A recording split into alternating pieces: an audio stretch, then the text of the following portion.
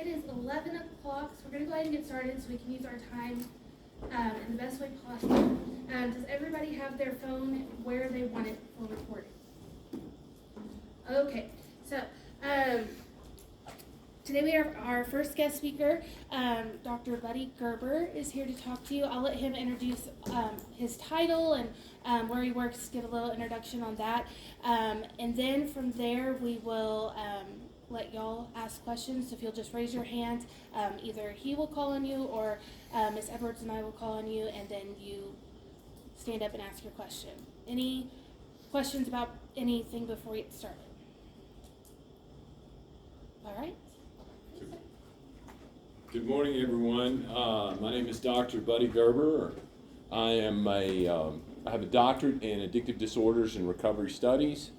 I'm currently the director of the Collegiate Recovery Community here at Texas Tech University, and also a professor of practice in the Addictive Disorder and Recovery Studies program within the Community, Family, and Addiction Sciences department in the Human Sciences College. I have a graduate degree in public administration, public policy, and so I have a background in working with communities, specifically Lubbock Public Health Department, and their work with addiction services as far as prevention, treatment. I've also got my area of expertise in research is recovery capital, which is a component of recovery, and then also substance use in the criminal justice system, and developing recidivism assessment tools. And so that's a little bit about me. What else? We good? What do y'all do with the recovery? So the Collegiate Recovery Community is a place that provides a space for students that are in recovery from substance use and behavioral addictions, i.e. Gambling, eating disorders, sex addiction, all the other things that fall under that classification. And so students that have a year in recovery are able to be part of the Collegiate Recovery Community. We provide a space. It's over there just in the Human Science, between the Human Science Building and the Child Development Center. We provide scholarships, an area for them to come hang out. We have recovery meetings daily. We have the seminar that they are all required to meet in once a week. And then we have a network of alumni that help in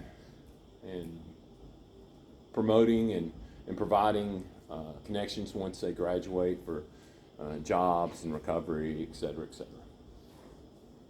All right. Who wants to ask the first question? Just ma'am. Kate Stoddard, junior agricultural communications major. Would you say that a lot of the people you see in your recovery meetings and such like that, they started with marijuana and then progressed on to different therapies? Thank you. Thanks for that question. So the question's asked is, and I'm gonna kind of paraphrase to make sure that I understand this, is that do the people that we see in the community and in recovery meetings, do we see that marijuana was a gateway drug to other drugs? Is that the question? Yes, sir. Okay. The answer to that is no. Research has shown that there's really no such thing as a gateway drug. There are people that use other drugs may have used marijuana to begin with, but just because you use marijuana doesn't lead to other drugs. Inka Dykesla, I'm a senior agricultural communications major. Yes. My question is, how do you believe that, or do you believe that the legalization of marijuana can affect Texas college students? And do you think it could be both equally positive and negative effects? That's a great question. There's a lot wrapped up in that. So how does legalization of marijuana affect college students at Texas Tech University, both negatively and positively? Is that correct? Yes. Okay. So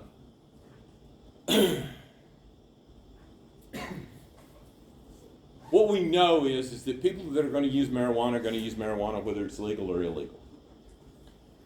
Legalization in and of itself doesn't necessarily foster more use, but what we see is that legalization on a state basis has shown through research, especially some of the newer research, has shown because of the THC levels that are in the new types of marijuana on adolescents, emerging adults, has a detrimental effect to psychological issues.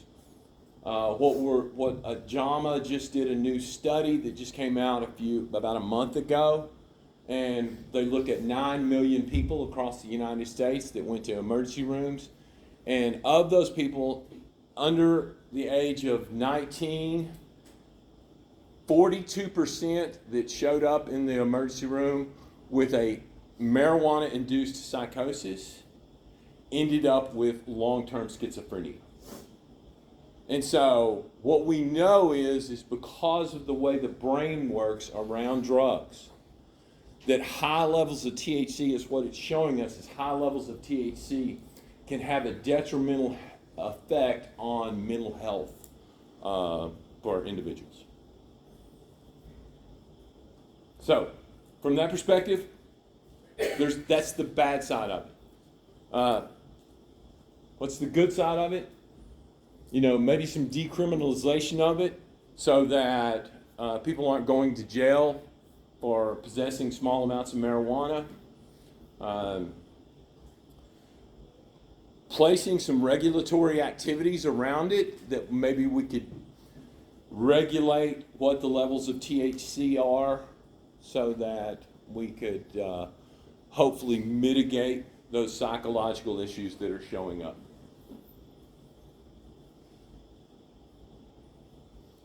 Treasurer Marie Martinez, I'm a junior public relations and strategic communications major.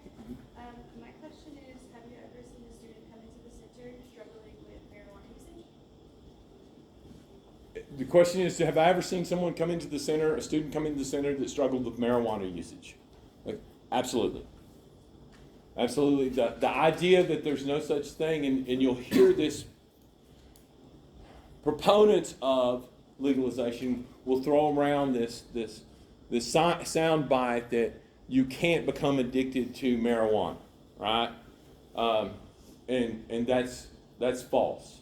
Marijuana does have addictive properties, and the addiction to marijuana is actually in the DSM-5, and so we do see students that come in that their only drug that they're using is marijuana, and they have had addiction issues with that. So absolutely. My name's Courtney Thurman. I'm a junior agricultural communications major. Kind of piggybacking off of that, do you ever feel like sometimes people might be scared to get help with a marijuana addiction or, wanting to get away from it, but they're scared to because there is you can go to jail for it or, the criminalization of it all? Basically, do you ever see people hesitate to get help because of the repercussions? Right. So the question was, has been my experience that I've seen people that were hesitant to get help because of all the things surrounding it. And the answer to that is yes. But that's not just true with marijuana. That's true with most substances, and for a variety of reasons. Marijuana, methamphetamine, heroin, fentanyl, all those are illegal, and so people will be a little cautious on admitting to anybody that they've got a problem with that because they're afraid that they're going to get in trouble. But alcohol is the same problem because there's a stigma around it, the idea that you can't control what you're using. So the stigma that is involved in that, and then there's an additional stigma with marijuana. Because the stigma with marijuana is that marijuana doesn't cause any harm. And so therefore, you don't really have a problem. You've got another problem because marijuana couldn't possibly have an addiction problem with marijuana. And so that kind of mindset that gets thrown in there can create some barriers for that. Great question. My name is Reese Griffin. I'm a second year, and I'm a journalism major. My question is, what would the legalization here in Lubbock mean for your department? Do you feel like there would be an increase or a decrease in people coming in?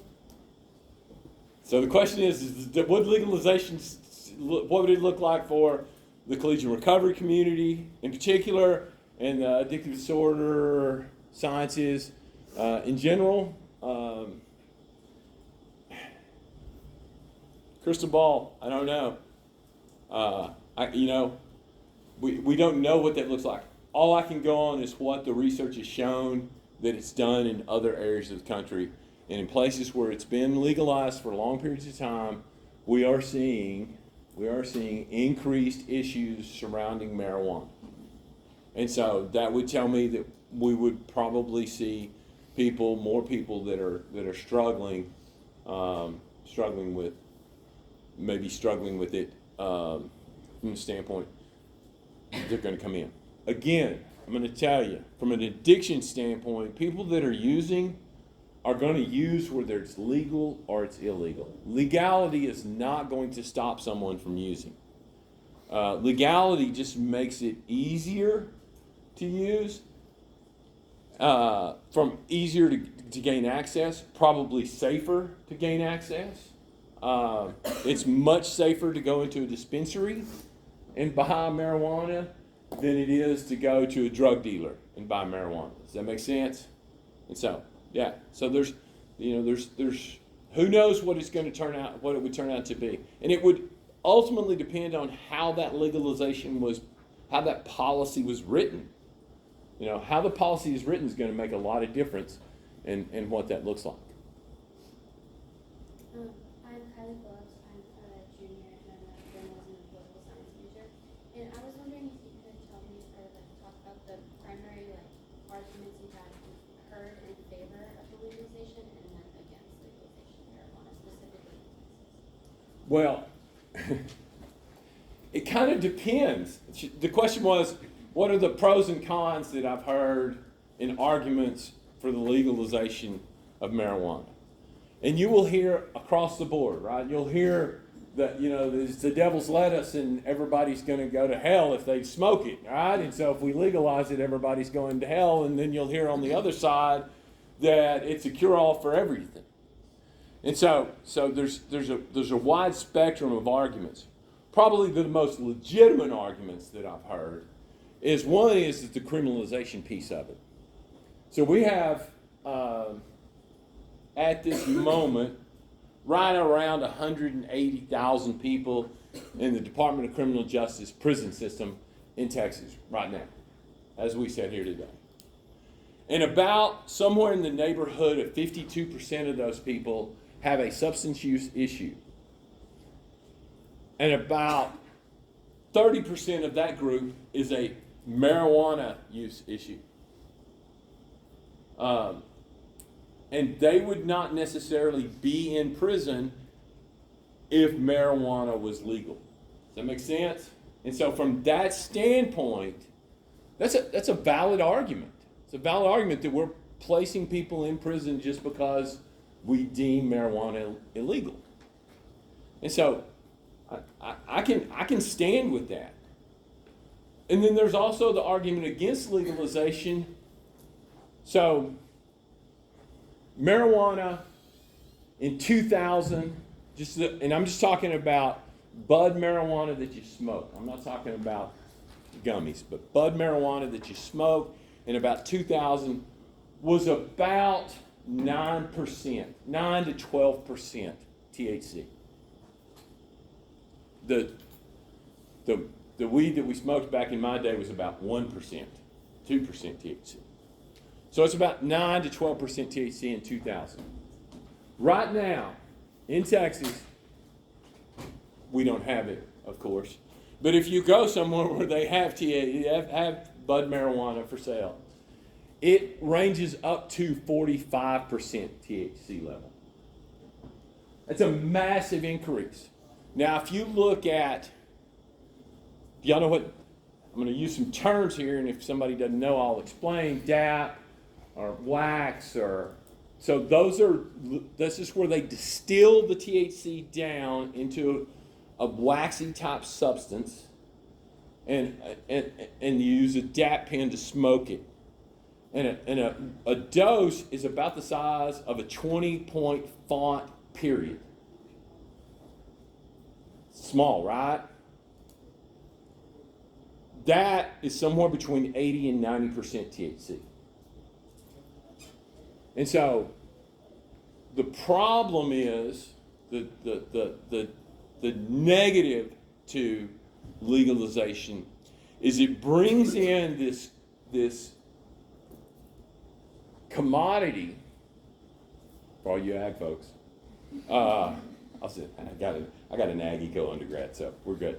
So it brings in a commodity that we haven't had here. That's super distilled, high THC. That's what's causing the problems. And so the legalization brings that in.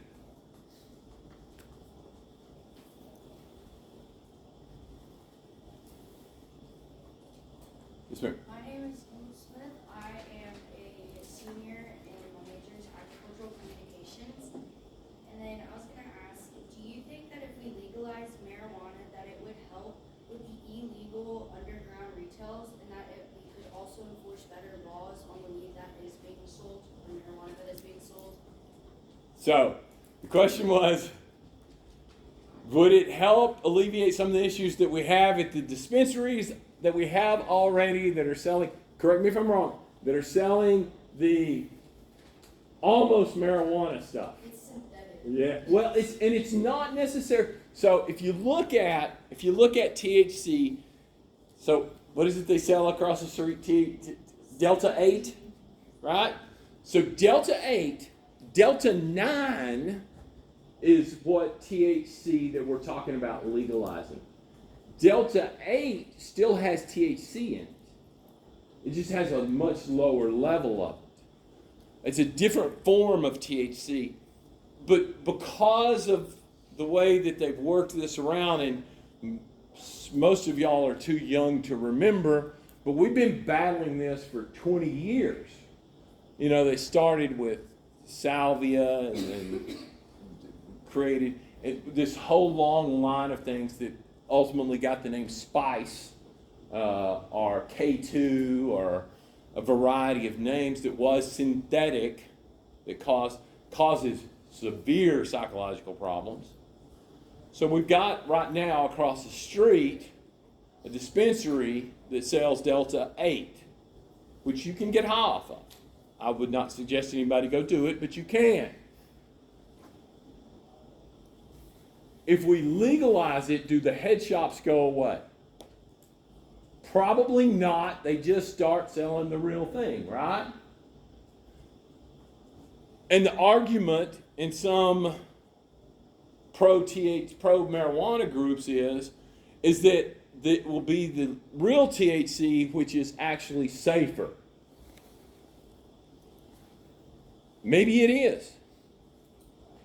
Maybe it is safer than some of the stuff that they're selling. Doesn't necessarily mean that it's safe. Those are two different concepts, right? So, yes, could have an effect, but who knows? Yes, ma'am. Mariana Sorrell, journalism major, second year. I was going to ask, you touched on it a little bit, but if given the approximate time constraints, would the effects of Delta 8 be similar to the effects of Delta 9 in regards to long-term effects or mental health? We don't know, and there's a reason we don't know, because we had very little research on marijuana. Because for so long, marijuana was illegal. And when an illegal substance, the federal government will not fund research on illegal substances. You can do post-mortem research, but you can't do clinical type research. Being that marijuana is now legal in several states, we have got funding from those states to do research. And so we're starting to see what's happening. When it comes to Delta 8 or K2 or any of the other myriad of synthetic, and I say that in air quotes for those that can't hear me see me on your recording devices, synthetic marijuana,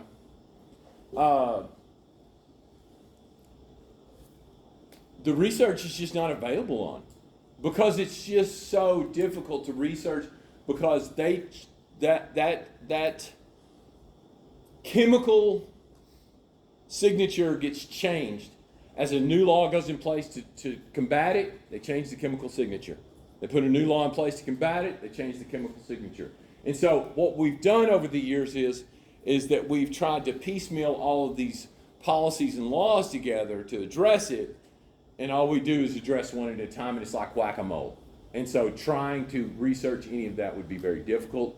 We do know that, in general, that the acute psychological problems that those cause is very evident. But we don't know about long-term.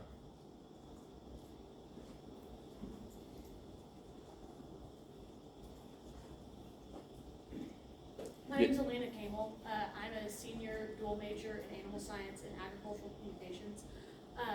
My question is, how did these THC levels get so high, and how would we be able to bring them back down to make it safer if it was legalized? Is it like the concentration of the THC, or is it like how it's grown? So, both.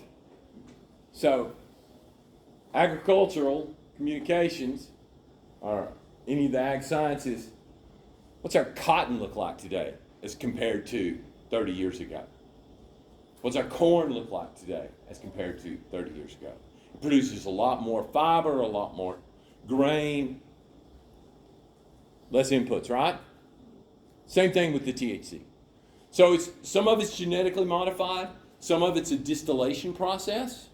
In the gummies, in the DAP, and in anything edible, or that is not bud, that is some sort of smokable oil, vape pens, those are distilled. So they basically take the THC, they go into a chemical process, they extract the THC from the marijuana plant. And so it's like extracting the capsaicin from a jalapeno. If you've ever done that, open up a jalapeno and you see the little yellow veins in it, just take a little tick of it and put it on your tongue. It'll burn, because that's the essence of it. So they're extracting that piece and then turning around and making these.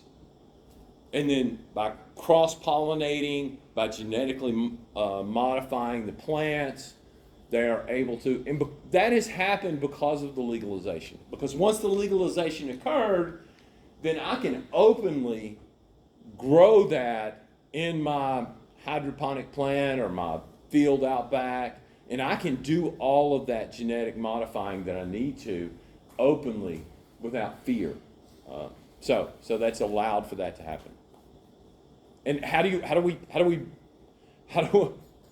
we get the horse back in the barn? Regulation.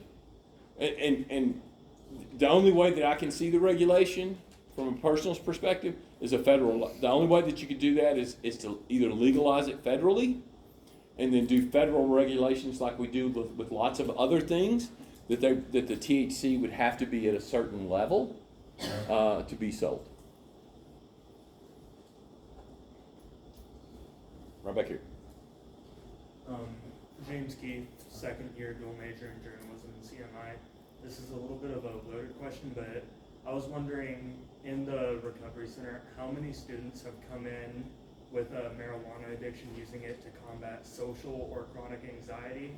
And within that sample of students, did the use of marijuana worsen their anxiety when not experiencing the effects of THC? Right.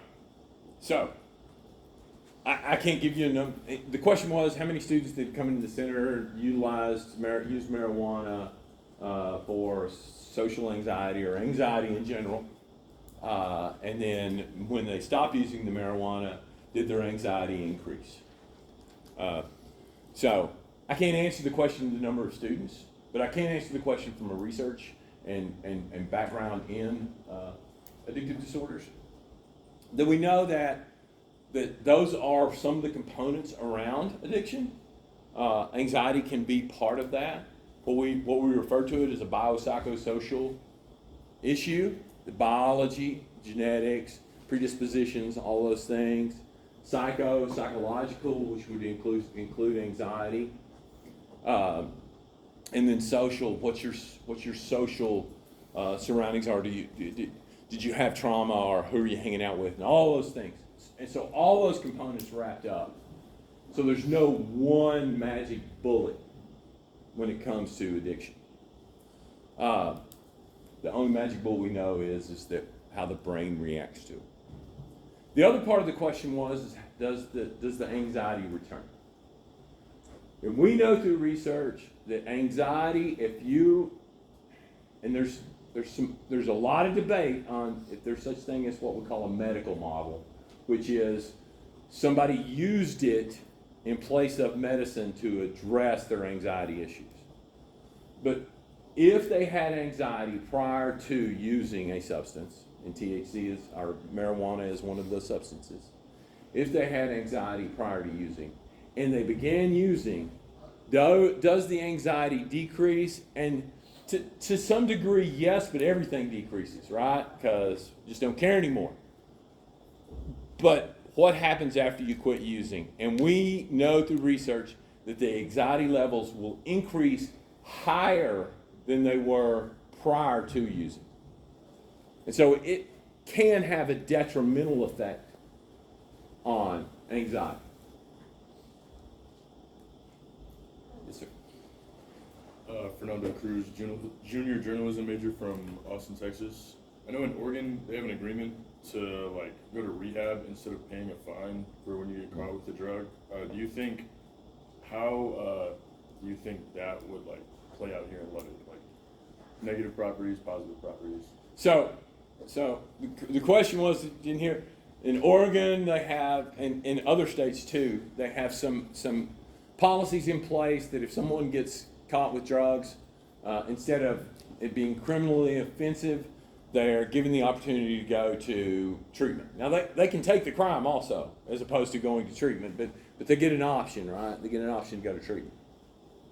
That's a place where the state has stepped in and said, we're willing to fund this. That's why I've always advocated at a federal level, because the federal has more opportunity to make sure that would be across the board, across the United States, that federally funded treatment, prevention, those sorts of things would be in place. Your question is, what would happen here in Lubbock, Texas? Well, one is, it would be very unlikely that the state of Texas would fund any sort of treatment for anybody. They have trouble funding treatment as it is. But should they do that, that's absolutely a better option than what we're doing right now. So if legalization, and that's where I was going when I talked about earlier some of the pros and cons, if legalization brought about the place where we could take people that were struggling and give them the resources to not struggle anymore, then that's a good thing. That's not a bad thing. And if legalization would bring that about and maybe empty out our jail cells a little bit, that's a good thing, not a bad thing. So, absolutely, yeah. I'm going to go over here first. Olivia Rand, sophomore journalism major. Kind of going back to the mental side of things, research has shown that marijuana usage can lead to heightened adolescent suicide rates. How have you experienced this?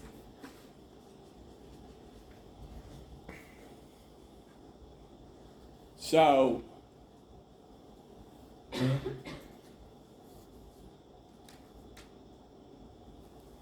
being that I've worked in the treatment industry, I've worked in collision recovery, I work with lots of people that have been in this arena for lots of years. The question was about suicidality and adolescence and marijuana use. Typically what we see is marijuana use, alcohol use, or what adolescents use. Very rarely do you see adolescents, using heroin or methamphetamine. Not saying it doesn't happen, but predominantly it's alcohol and marijuana. As their brain is changing, and it's doing some stuff back in here in their brain that's causing some issues, and it goes back to this anxiety level, or it could be depression. It does the same thing with depression that it does with anxiety. It creates deeper depression. So it can add to that. We had a mother talk to us a couple weeks ago whose son committed suicide because of marijuana use. So I'm not going to say I see it every day, because that would be a lot. But I have seen it enough to know that there's absolutely an issue that needs to be addressed around that. And the precautionary, preventative treatment type of things need to be in place. Yes, ma'am. Okay, so kind of bouncing off what she said, what makes it different from using like marijuana as a natural substance for medical use than using man-made drugs that have these same repercussions that marijuana does, but we push using anxiety pills and depression pills and stuff like that? We push that a lot more than using the natural and not doing research on that. Why do you think that is? So the question is why using man-made chemicals for different things and not using marijuana, right? Yes. Okay. How many of y'all know the only thing that cannabis has been researched and found effective at from a pharmaceutical medical use? Cancer patients, For what? nausea and eating. So eating. And the reason for that is that we have receptors inside of our body that the cannabinoid receptors, they're not really called that. We call them that because they mimic the cannabis. We have cannabinoid receptors all throughout our body. A big place we have those is in the gut. A big place we have those is in the stomach. And so when somebody takes, and I forget the name of y'all can look it up if you want to, but I forget the name of the actual drug that is cannabis, starts with a D. And they take that so that they will eat. Well, if anybody has ever experienced marijuana use or just watched movies on it, you get the munchies, right? Because those cannabinoid receptors in our stomach are reacting to that, and they're getting happy, so to speak. And so for cancer patients, it's actually been used in anorexia waste patients, people that have anorexia and are wasting away, and they're giving that and it makes them hungry. It will make you hungry so that you actually will eat. That's being used. And so it has not been found effective in use in anxiety, depression, or any of those things. And trust me, if the pharmaceutical companies could figure out a way to make it work, they would, because it would be a lot cheaper than what they're doing right now.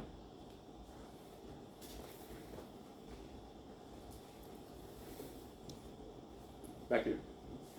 My name is Nate Zigner, Communication Studies Major, Junior. My question is, based on your experience in treatment and recovery, have you seen marijuana affect students and adults professionally in school and work? And if it has affected them negatively, how long does it take it to kind of recover to be able to get back into a professional setting?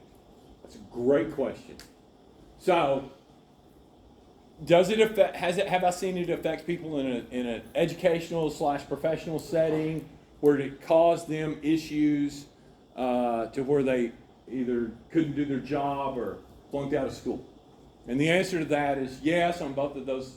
I've seen that occur on both of those levels. And then the second part of the question is that how long does it take them to come back? And that varies. But for the most part, as long as somebody has withdrawn, done the withdrawal, there's the medical withdrawal, which for marijuana can take about 7 to 10 days, maybe 2 weeks. It varies. it varies depending on how heavy you are, how much fat you have in your body. THC attaches to the fat in your body, and so the more fat you have, the more THC you have in your body, and the longer it takes to get out of you. And so that can vary on how long that takes. And then there's the psychological addiction piece that can take a little bit longer, but once we've gotten through the physical piece, we're capable of going back to work. What I would argue is that a student coming back to the university, and that's why I'm so grateful for where I work, a student coming back to the university who's coming out of an addiction, whether it be marijuana or any other substance or behavior, is that, I don't know if y'all know this, but a college campus is a little hostile to people who don't want to drink or smoke weed. There's occasionally some drinking and smoking weed going on campus level. And so having that place that they can go, and so having the resources and having an understanding in a business setting of what we need to be aware of when this person comes back, and how do we provide the space for them so that they've got a safe space to land so that they can be most productive. That's one of the things that we're doing over in the center today is we're doing ally training for some folks. There's a new training that's come out that's called Safe Work, and it's a workplace setting that we're trying to get out to industry to train HR and managers and how to work with people that are coming into recovery and coming back to work. So it can be difficult, but there's a lot of solutions to it. Yes. Hi, I'm Peyton, and I'm a third year, and I'm majoring in agricultural communications, and I have a two-part question. And the first part is, with the limited research that y'all have had on marijuana, what do y'all know about the effects of memory loss? And if you take a long break from marijuana, do you attain memory back? And then I'll ask the second part. Okay. So the effects of marijuana acutely, so I asked about how does it affect you? And so acutely, which is immediately, there's lots of things that go on. Whether it be memory loss, whether it be high anxiety, high depression, difficulty in concentrating. There's a multitude of things that can happen acutely when coming off of marijuana and while using marijuana. The long-term effects, what we're seeing in the long-term effects, which is the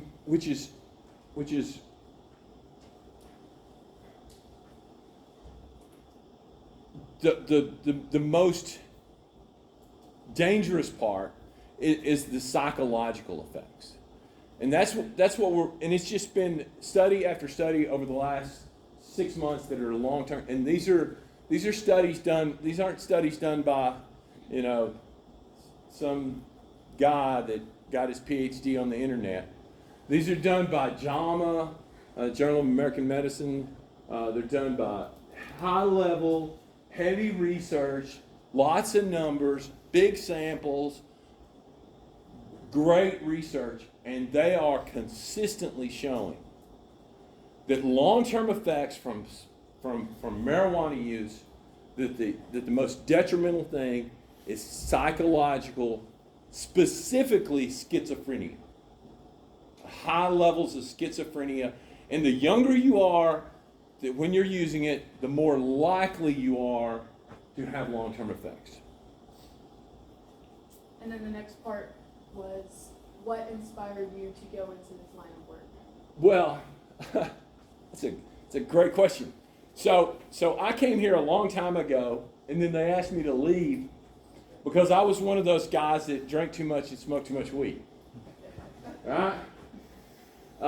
And they told me never to come back. They never wanted to see me again.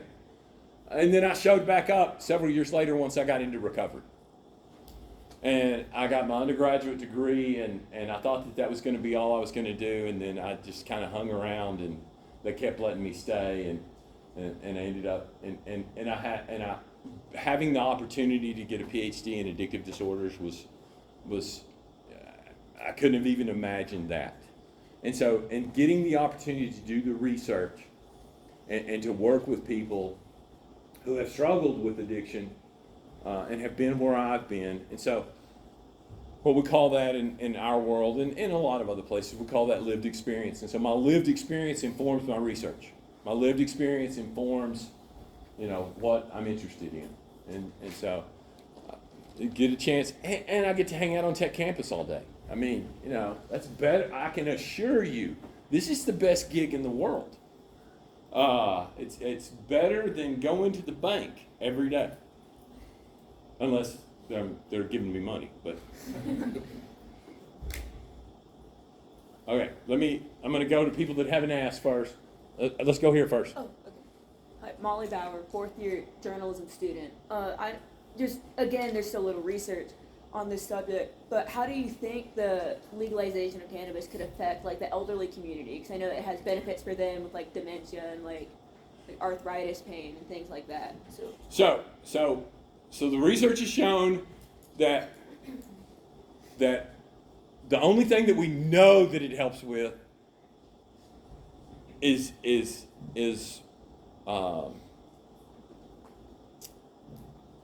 helping someone when they won't eat. That's the only thing we know that it helps with. All of the other things that are talked about, whether it's rheumatoid arthritis, anxiety, those are all just speculative. Those are all speculative. And in my world, I don't really deal with speculative because that gets me in trouble. But the question was about the elderly, which is a great question, because what we're seeing is a spike in post-65 substance use disorders with cannabis. And part of that is what I told you earlier. The people that are 65 years old, the weed they smoked in the 70s doesn't look the same as the weed today. That was 1%. Even the really good stuff was 2%. And today, it's 45%. Or in the case of gummies, which most of them are using, that's 90 to 95% THC. So the increased dosage of THC has a detrimental effect on people that haven't built up the tolerance for it. Yes, ma'am. I know that the Biden administration has put a heavy focus of their administration on federal drug reform, and that the past August, the Health and Human Services recommended that the DEA reclassify marijuana from a Substance 1 to a Substance 3 controlled substance. Mm-hmm. Can you talk about some of the effects or implications of the reclassification of the drug? So when you look at the schedule of drugs, it's supposed to be the addictive properties, right? That's what it's supposed to be. But class 1 drugs, they're all illegal properties, whether they're that addictive or not. But you take something like Adderall, and Adderall is I think it's a class 3 drug. I could be wrong, it may be class 2, but it's a class 2 or 3 drug. Benzodiazepines, Xanax, class 3 drug. Those have a much higher addictive properties than marijuana does. And so it makes sense that they would be a class 3 drug from an addictive standpoint. From a policy perspective, that classification is, okay, this is all the stuff, and then here's the illegal stuff. And so by doing that, it opens the door of, can we finally talk about this from a federal level being legalizing? And so I don't know if that's the direction they're going. They haven't invited me to any of their policy meetings. I would ask that they would, but they haven't, because I could tell them why for, but they won't listen. But I think that from just an outsider looking in, wanting to change that classification kind of buffers the idea of, well, if these drugs are legal, then why not this one legal because it's the same classification? Yes, ma'am. As you said earlier, colleges are very nice to people who are not drinking and smoking weed. What kind of relationship do you see the students in the center having with weed once they get on campus, if any at all? With weed, they don't have. They don't. They don't. And now that's not to say that we don't have some students. We do. I mean, because we've got a large number of students. We've got 125 students that are in recovery, at least a year in recovery. And so every year we'll have, a couple that decide that they need to go try it one more time. Typically it revolves around alcohol. It doesn't typically revolve around marijuana. Typically it revolves around alcohol, but sometimes it revolves around marijuana. And so they may, but the students that I work with on a daily basis, they're involved across the campus in a lot of different activities. And so what we do is try to provide them a space where they can learn to navigate the world in a way that they can continue to stay in recovery even when they're around those substances. Yes?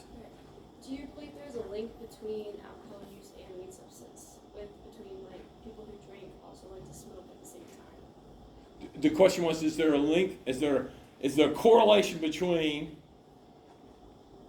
marijuana use and alcohol use? No. That's the research has shown that that's the case. Are there people that use both? Sure. But just because the use in one does not increase the use in the other one. We have time for one short question. Yeah, go ahead. Okay, Sasha Barnes, junior photography major. 15% of marijuana arrests in Lubbock have been of minors. How do you think the legalization of marijuana will affect its regulations for adult or medical use only? Can you run that by me again? 15% of marijuana arrests recently in Lubbock have been of minors, so 17 or under. How do you think the legalization of marijuana will affect the regulations for adult or medical use only? That are adults that are medical use only. That are currently in Texas adult medical use only. Yeah. Do you think less minors will have the opportunity to purchase after it's legalized? Those same minors are going to buy it whether it's legal or illegal. I don't know that it's going to increase. So in case y'all didn't know, Texas legalizes marijuana right now. There's a medical marijuana. There's about 68,000 people in the state of Texas that already have access to legalized marijuana because of medical. And so it's already legal in Texas to some degree. Now it's very minor. But adolescents are going to be adolescents. Access has not been a big predictor of adolescent use.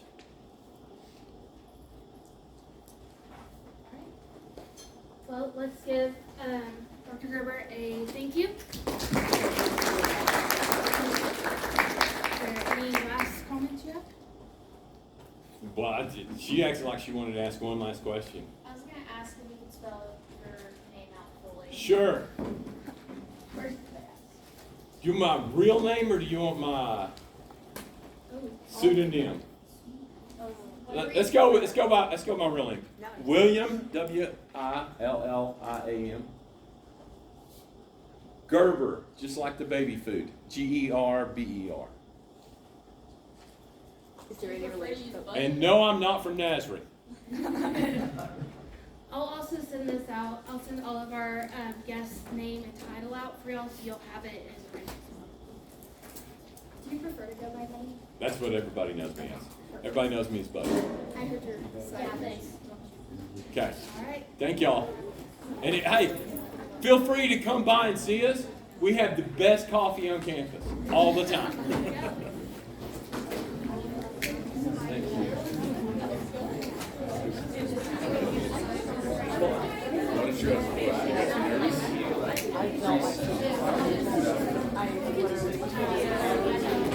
I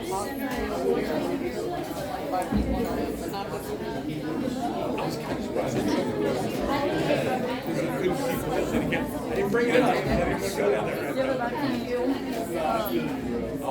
Y'all got him.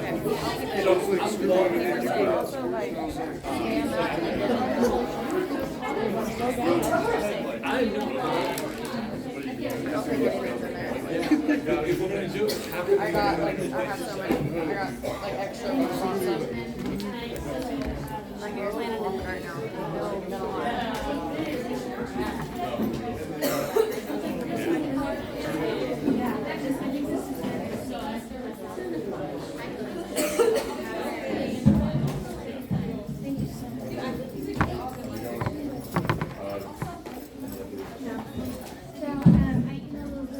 It worked. Hey.